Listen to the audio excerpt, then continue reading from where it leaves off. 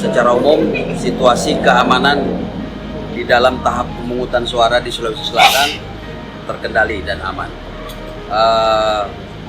Sampai dengan saat ini kami juga belum menerima laporan apapun terkait kejadian-kejadian yang menonjol. Nah, tentu ini patut kita syukuri bahwa situasi di Sulawesi Selatan alhamdulillah sampai dengan saat ini masih aman dan terkendali. Dalam kesempatan ini juga saya ingin menyampaikan terima kasih dan apresiasi yang setinggi-tingginya kepada seluruh elemen masyarakat, kepada masyarakat yang telah mendukung sehingga pelaksanaan proses pemungutan suara ini bisa berjalan dengan lancar.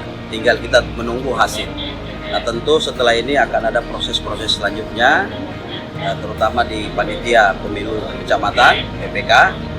Mudah-mudahan ini juga bisa berjalan dengan lancar dan berlanjut ke tahap selanjutnya. Saya mengajak kita semua, saya mengajak kepada kita semua supaya ayo kita sama-sama menjaga situasi Sulawesi Selatan ini biar tetap aman, nyaman, jadi tetap kita bisa beraktivitas sebagaimana mestinya.